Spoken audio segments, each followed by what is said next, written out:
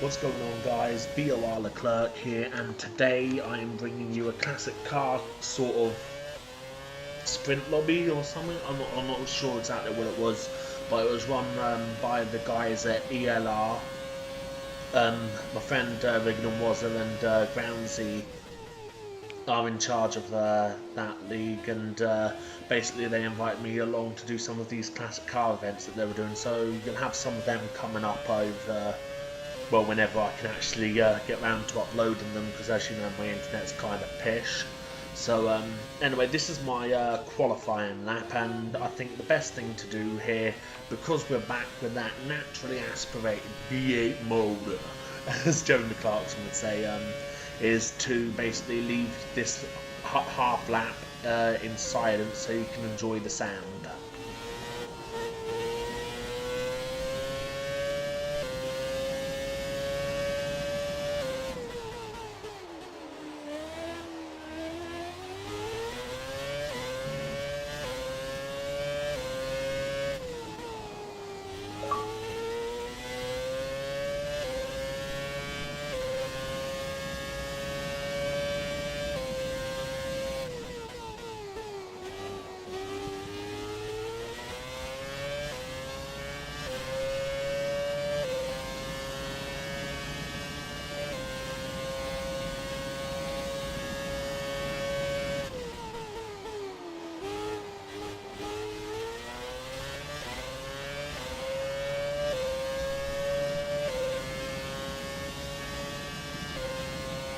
And as you can see, that was a lap good enough to put us into P3 with a 1:33.8.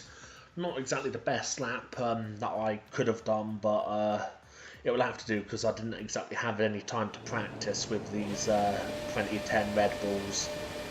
Anyway, so the 5 lights are going out, and we are going to basically have a drag race down to the first corner. As you can see, I've got a pretty decent launch. Brownsy and Rignan was lagging a little bit, but it's nothing to worry about just yet. It was only if it becomes major. Oh, and someone's gone for a dive bomb. Good reflexes for me to basically stop turning in, otherwise we probably would have lost our front right wheel there. So we've lost the position, which again is unusual for us because we normally gain positions off the start. So we'll just have to see if we can gain anything, as I believe that's Wazza has lost his rear end a bit there. We're going to go up the... No, we're just going to sit behind him. We're all over him at this point as someone's gone off. I think that was NW Noel. So yeah, we're all over the arse of Rignan Wazza here. I had a feeling that we had the potential to win the race from this point, so because like I just realised if I could get past these two, then I could just shoot off into the distance, because I just felt like I had the pace, and well, as you'll see later on in the video, things don't always go to plan. So anyway, we're sticking with them, going on to the back straight. Just remember then, though, guys, terrible English there.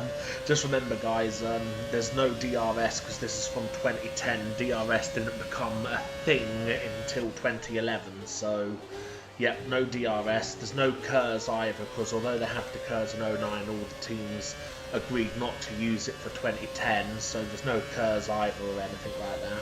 So it's just basically all about the car, and that is all. No fancy gizmos with artificial overtake buttons or whatever. Just the way I grew up watching F1. Anyway, so yeah, we're comfortably in P3 here and on lap 2 here, and I'm not sure if we've gone purple and set to 1, and I think we're just gonna, it's basically just the clip of me sticking behind them trying to close the gap on the 2 cars in front. But as you can see, it feels as though, at least it felt as though it was harder to follow the car in front with these 2010 aerodynamics rather than compared to like the 2017. I don't know if that transpires in real life as to whether it was harder to follow back then or not, because I'm not a real life F1 driver obviously, so I wouldn't know. But it just felt like it was harder to follow, so I was actually pushing a lot harder just to stick with the two in front here, which is the only reason I was able to stay so close for as long as I have. It's just basically due to me pushing so hard to try and stay with them, and was made a mistake there going into the well, I like to call it the Perez corner, because his mistake there practically gifted Alonso in the Ferrari a unexpected victory back in 2012 in the pissing rain. So yeah, Wazza and, well, Groundsy's just shot off like a fucking whore right now, but I reckon once we get past Wazza, then we'll be okay. Nope, we're going to skip on to lap 4, and yeah, we're going to go for a cheeky little undercut here.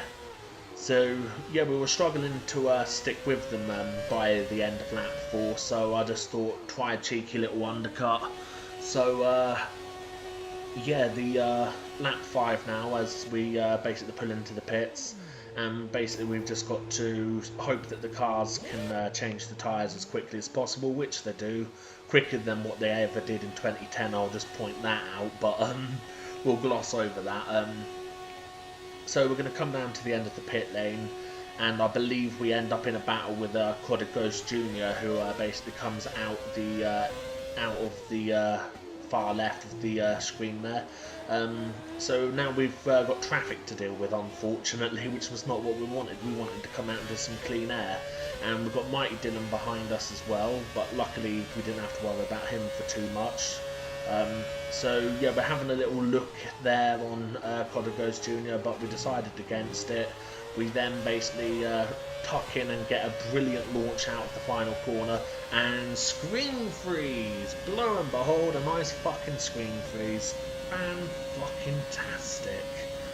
And the leaderboard at the top, I'll just say that that's incorrect. At that time it sort of spazzed out on us, because it's actually still Codicos Jr. that's in front of me. I don't know why it says Ant-Man, because he's still miles out front. So yeah, we're going to go through the first sector and purple it, but probably would have purpled it by even more if we didn't have the fucking screen freeze. And to top it off, we've now got to work twice as hard to close in on Codicos Jr. again as a VSC. Oh shit. That is the worst possible time for the VSC to come out, because what that now means is that Wazza, Groundsy, and whoever else is in front will practically get a free pit stop on us, which means that the undercut's not going to fucking work now. Fantastic stuff. I'm just joking. Anyway, so Codicos Jr. spins out there, so I think it's okay to proceed through because it's spun out, but according to the game, no, it's not. So just to top things off, I had to lose even more time letting him back through, which was very annoying. But anyway, VSC is ending, so now we're going to floor it here. And if you look on the mini-map, you're going to see Wazza and Groundsy coming out of the pits, and they're miles ahead of us now, even further ahead of us than what they were before the VSC. And to top things off, had that VSC not come out, then we very well would have came out ahead of them, because we were basically pretty damn quick minus a screen freeze. And we would have been ahead of Codicos Jr. as well if it wasn't for this fucking screen freeze, because it just came at the worst possible time when we were about to pull out of the slipstream and pull off a worldly overtake. But oh well, shit happens. So we're currently lap 7, and we're basically having to stick behind Codicos Jr. here. Hopefully we can get past him. If not, then he's almost certainly going to have to pit, because I seriously doubt you can do do a no stop on these old Bridgestones that they used back then. So we're going to go into the left hand here. Now you've got to watch yourself here, because you can lose the rear end under traction, and what a brilliant overtake that was. Did you see how far back we came from there to pull an overtake on him there? That was how good the traction for us was out of there compared to him, who had a massive tank slap, I might add. So that just proves if you don't watch yourself out of that corner, you'll get a tank slapper, and then you leave yourself vulnerable to an overtake like that. And another VSC on lap 9. So yeah, we do a bit of fuel saving here, because Ant-Man is basically on our case. We just passed Brotherlord there, who had pulled over, So I don't know why it's given us illegal overtake, because it really wasn't, because he was pulling over. He was almost a lap down anyway, so like I don't see what the problem is there. But as you can see, the warning for illegal overtake is gone.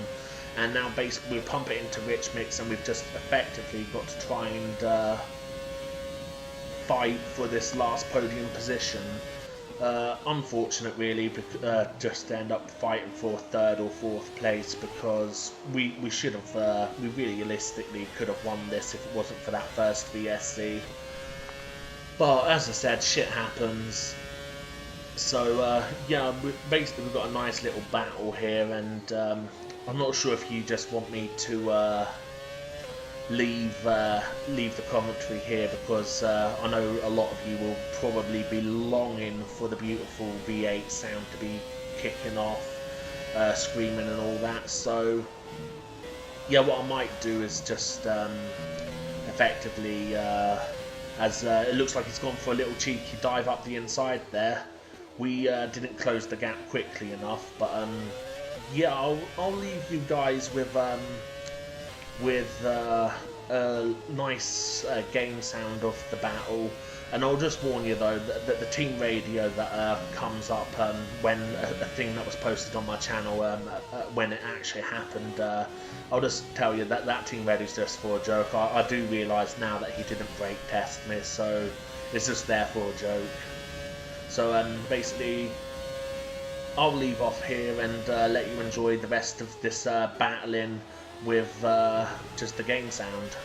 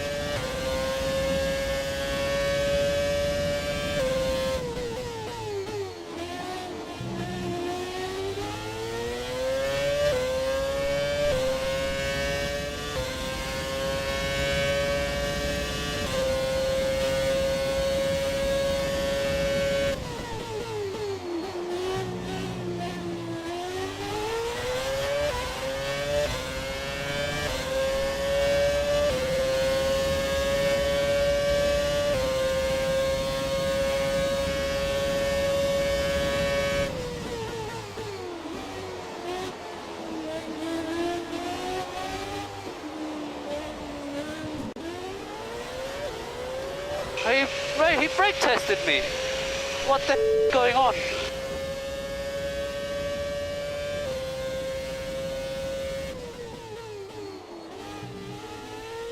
So yeah, with that front wing damage by him getting a poor exit out of the corner, it basically left the battle ended pretty much, because there was no way I was catching him up after that, unfortunately. So we're going to come across the line for a pretty decent P41R ELR debut, even if it is just classic cars. Again, podium procedure, I always like to leave that in because that's a nice touch to the game. But yeah, I'd like to thank Wazza and Groundsy for inviting me, and I had great fun with the classic cars. There'll be some more classic car videos coming up shortly. Anyway, I'm going to wrap up the video here, guys. Thank you very much for watching. Hit the like button if you enjoyed. Subscribe if you haven't already for more F1 content. And I'll see you next time.